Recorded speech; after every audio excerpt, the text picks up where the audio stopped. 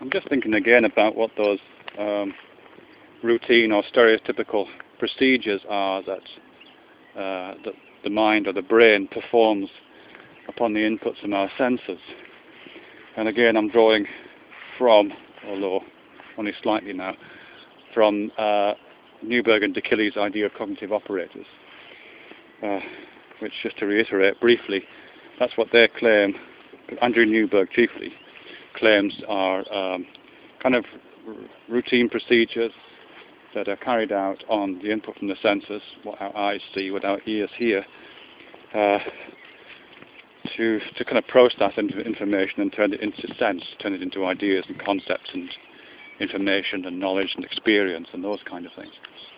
And I think in their writings they list somewhere between 8 and 10 different cognitive operators, which I've mentioned before and I won't go into now.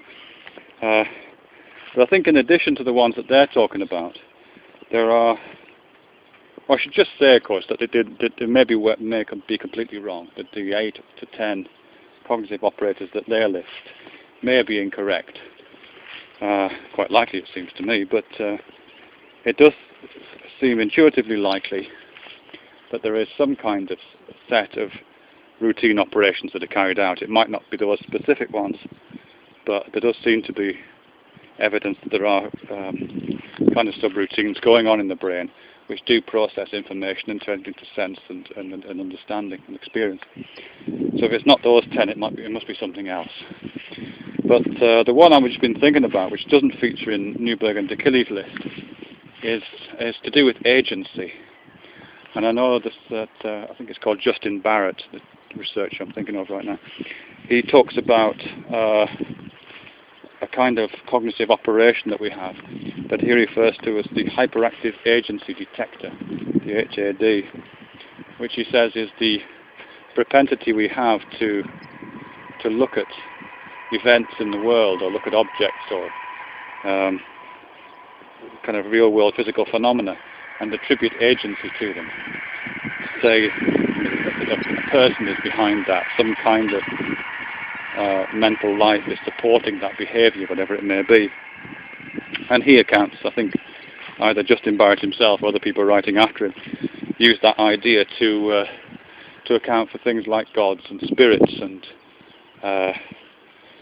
the kind of animism that a lot of traditional religions are full of. So you would see a spirit in the tree, giving the tree some kind of animation, and that would be the attribution of agency to that.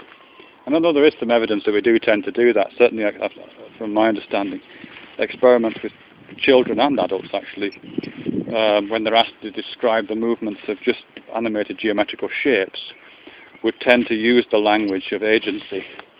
They would tend to say, you know, if you got some movement of geometrical shapes on the screen, people would tend to say things like, oh, the triangle is trying to chase after the square, or the circle wants to get to the other side of the screen, this kind of intentional language, using agency as an explanatory tool, really. So there does seem to be some evidence that we use agency quite a bit, and as I say, agency doesn't feature in Newberg and D'Aquili's list.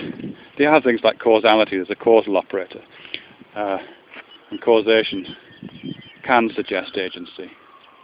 And they have this thing called the existential operator, in which kind of realness is attributed to various artifacts and objects.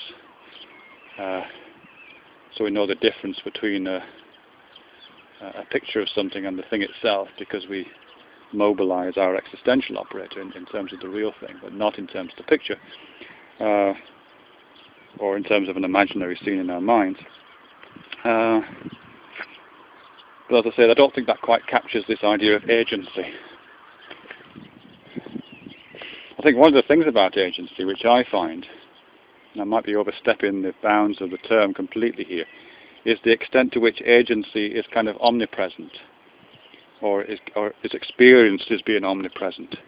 When I walk along the banks of this canal here, I don't, obviously there's ducks and birds and occasionally squirrels and butterflies and things, but my experience is not that there's just me and those animals as agents here. You know, if I'm really careful about examining my attitude to the world around me, I can kind of feel the agency yes, I can feel my own attribution of agency going on in the world around me. So the world kind of feels slightly alive in that way, slightly purposive. I don't have any kind of faith in a God or anything like that, and I'm not an animist, I don't think. But I'm aware that that when I'm looking out across these fields, and across the railway line and the farm over there, that there's something going on in me which is attributing a certain degree of agency to that. It's not an on-off switch. There's not a lot of agency, but the amount of agency isn't zero. And here, just to stack one idea on top of another, here I'm reminded of the experience that I've heard, at least, of some people who are autistic. Temple Grandin talks a bit about this. She's a high-functioning autistic writer who also designs slaughterhouses. And she's written about her experience in the world as being one in which agency is kind of lacking. She doesn't use that term, but even human beings sitting around a dinner table, she would see as kind of lacking agency. She would see them as sacks of skin. I think that's the phrase she uses to describe them.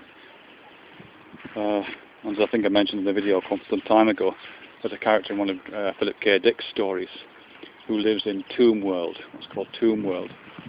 And their experience of the world is one in which the world is completely empty and appears to be dead.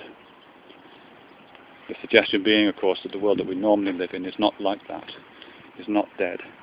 It's slightly panpsychist. It slightly has some sense of agency. Not necessarily intelligence or consciousness or any of those kind of things, but some sense of aliveness. Which doesn't mean it's true, but it probably does mean it's natural. There's a canal boat coming.